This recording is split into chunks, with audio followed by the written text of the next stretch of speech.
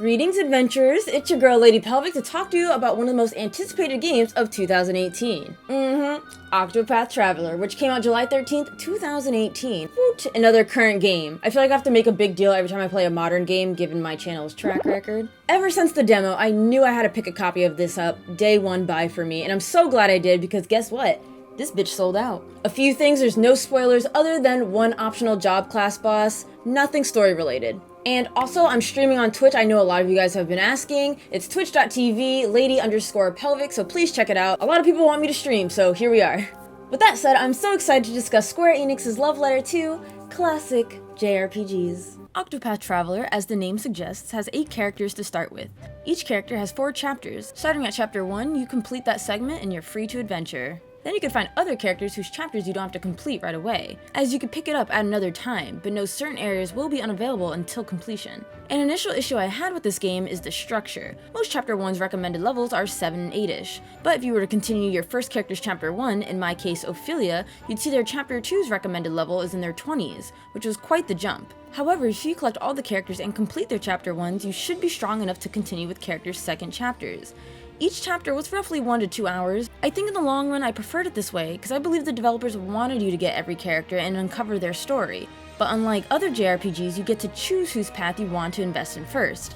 Think of it like a Tales of game. The story is linear, you don't get to choose whose backstory you pry into first. A large theme in Octopath Traveler is choosing your path, and they fiercely implemented this motif with choosing which characters to start with, the signs pointing out different paths, multiple paths and dungeons, and characters' path actions.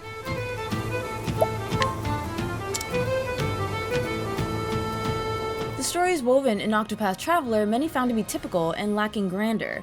I would argue that these individual tales weren't meant to be. They were something personal and tailored to that specific individual.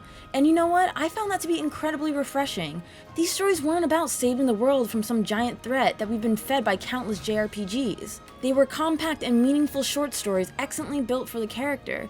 Some examples of my personal favorites are Therion the Thief, who gets roped into stealing dragon stones for a wealthy family. Alphen, the apothecary, who wants to help people worldwide, and of course, Primrose the dancer, on a quest for vengeance. While adventuring, you'll be able to hear travel banter, which is your party's thoughts on the situation. During story cutscenes, you'll only be able to see the individual whose story you're progressing. I honestly didn't mind that. Again, it subtly keeps the story special and centered to that character. The characters themselves were pretty cookie cutter: Ophelia, the kind-hearted cleric, or Therion, the aloof thief, Ulbrich, the honorable knight. In terms of personality, Cyrus the Scholar is best boy. He's such a charmer and doesn't even know it. But again, even with the standard stock personalities, the paths they go on complement the entire experience wonderfully. Professor, whatever do you... If only I had realized how devoted you were to your studies, my dear girl. My studies... There's a lot to unpack with the gameplay. First, let's talk about the battle system. Not only are stories told in a refreshing manner, but they also revamp the turn-based combat we're all familiar with. Each enemy has a weakness, and your goal is to break their defenses by exploiting that weakness, and get their shield down to 0. Once defenses are broken, you can dish heavy damage, and they lose any actions on the current turn and following turn. This break defense system is great and gives a reason to every weapon and spell in the game. It doesn't matter how much damage you do, but what you're attacking with. Similar to the Bravely series, this game has BP, or boost points, where you can power up any skill to boost its effectiveness, or how many times you want to do a standard attack. Certain characters have a unique special ability that can be used in battle, like Cyrus Study Foes, exploiting one weakness at the start of battle, or Hanet the Pokemon Master, who can capture enemies and use them in battle. Other characters have special abilities outside of battle, like Therion, who can open lock purple chests. After winning, you're awarded money, experience, and job experience, and if you do well in battle, you may get bonuses. Job experience is used to, you guessed it, purchase skills that correlate to that job. The more skills you buy, you'll unlock passive skills. Eventually, while exploring, you'll run into shrines that specialize in certain job classes. You'll be granted the power of that job, and now other characters can have a secondary job. They can use that job class's weapons, abilities, and have access to their passive skills, which makes great for mixing and matching. You'll also run into rare class hidden shrines. There are 4 rare classes, and the hardest one, and the first one I ran into, was the Warbringer, who specializes in all weapons and unleash multiple attacks with all weapons. It was hella broken, but know that every skill they used could be yours. Also note that the rare class skills cost a lot more than standard class skills. Some criticisms I have while fighting optional bosses or any 50 to 60 level dungeons, the recommended level always seems incorrect. When I fought the Warbringer, 3 out of 4 of my characters were in their 70s. The Warbringer's Shrine's recommended level is 50, and it took me 3 tries. Needless to say, enemies hit insanely hard. I understand optional bosses should be tough, utilizing strategy rather than solely relying on your level, but when bosses can nearly party wipe you and you're 20 plus levels above them, something seems a bit off. On the plus side, it does force you to play with different character builds, because not all strategies work on all bosses. Take a lesson from my failures. Honestly, the same goes for random encounters. You have to play the game it was meant to be played. Break defenses, boosting, timing, order of characters are all something to consider. If not, even the basic of enemies will eat you alive. And because of that, this game can be very taxing on the mind. There is no auto attack because of the variety of enemies and enemy weaknesses. As a result, your head is constantly in the game. No mindless grinding here, only hard work and maybe a little luck.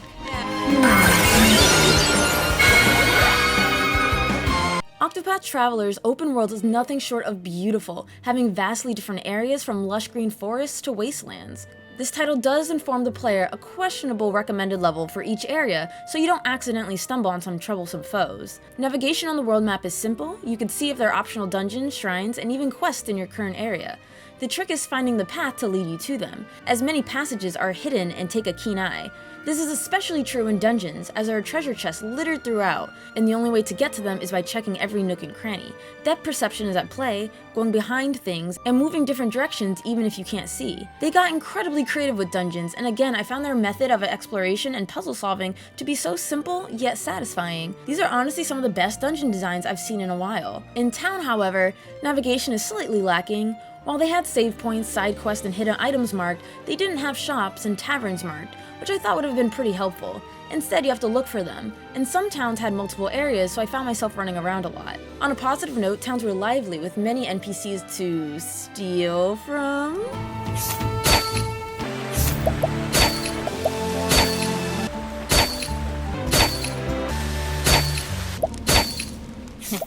This game makes you quite the klepto. So this is where path actions come into play. Each character can interact with an NPC. Therion can steal, Ulbrich can challenge and start a duel, Ophelia can guide an NPC and have them follow her and join in battle, and Cyrus can scrutinize, gaining new information. However, not all the characters have such different path actions.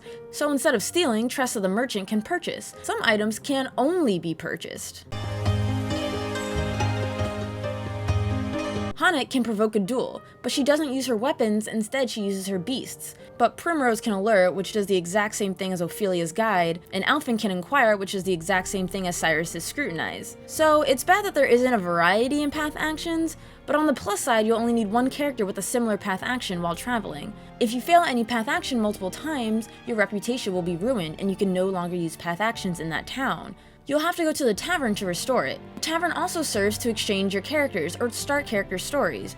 Or you can start a story right away by simply walking into town with the appropriate character. You even get a nice summary of the story thus far to jog your memory. Some noteworthy stuff here. I really appreciated the depth the developers gave NPCs, each one having their own personal and thoughtful story that could have easily been attached to any of the main characters. Although some stories were lengthy, after a point I found myself skipping around a bit, which may hinder you, the player, as side quests require you to remember some NPCs and their stories later. Side quests are a bit tricky. Sometimes you don't know what to do, other times you know exactly what to do. Because NPCs have such elaborate stories, there's no way to remember all of them or document them. The game records who gave you the quest and what their issue is, but it's difficult to pinpoint who or what you had to interact with to complete it. Side quests require path actions to bring someone to a certain area or quiet down some bandits with the duel. But side quests will have you going all over the continent of Astera, helping familiar faces. Thankfully, fast travel is but a click away. Now we move to the graphics, which easily speaks for themselves. Despite using the Unreal Engine 4, it's a clear callback to earlier JRPGs, with a 16-bit look. It styles a masterful blend of old and new, the lands being meticulously lit and shadowed, the glowing of the sun or lanterns in dungeons, the use of fog to hide treasures, the sparkling waters really made for a magical pop-up book kind of look. Characters were expressive with their different emotive symbols. Another callback I like, our bosses are insanely large, even in battle, although outside they're the same size as your party, much like this gem.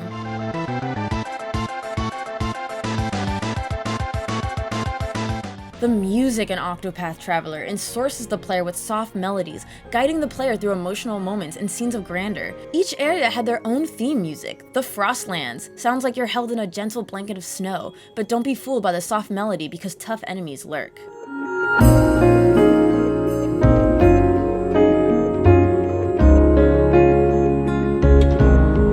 That they kept the theme of towns in tune with the lands they're located in. An example is here's Flame Grace, a city in the Frostlands. Listen to its similar, yet clear difference.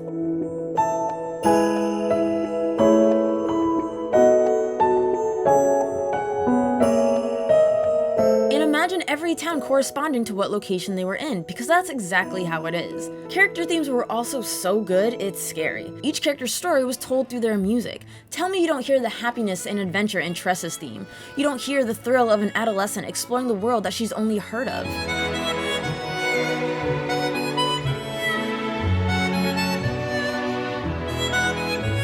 Or on the complete opposite, Therion the Thief's theme. You're instantly wrapped in a sphere of loneliness, surrounded by sturdy walls to keep those who mean ill and well alike out of your bleak world.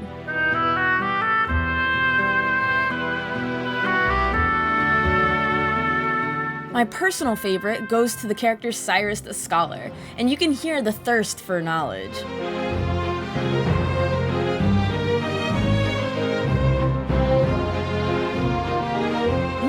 They did? As you approach their story's final boss, you hear a boss battle theme remix. Listen to how good Cyrus's is.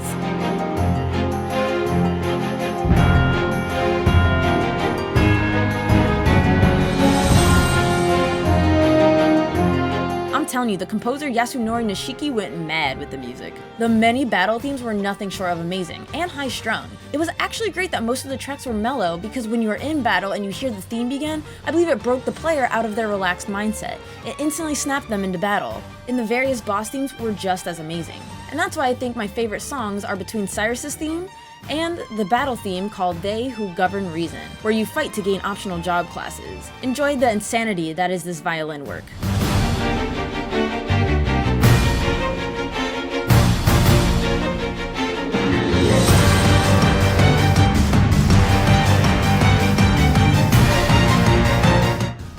Rant about this game's music all goddamn day, but I'm trying to keep the video short. So that brings us to the score.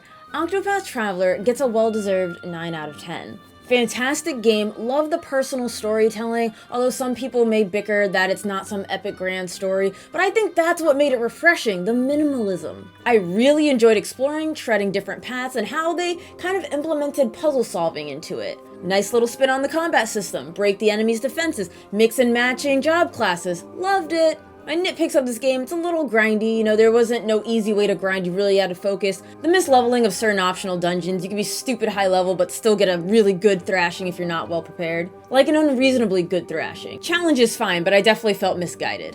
Although an alternative look at it is it's good to know that you can't just be over-leveled and walk into a dungeon thinking you own the place. Strategy is key. Just clean up the navigation in the side quest. It's not a big deal, but just something you could polish for future entries, wink wink. But really, I do hope Square does pay attention to the sales and how positive the reception was, so we do get more games like this in the future. And before we go, I want to know who your favorite character is in Octopath Traveler, who has your favorite character theme in Octopath Traveler, and what did you think of Octopath Traveler?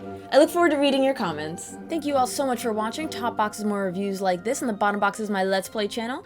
Next review is Sonic Mania, and please do not forget to check out my Twitch, twitch.tv/LadyPelvic. So we're nearing the end of the year. I think I'm gonna play Suikoden 3. Yeah.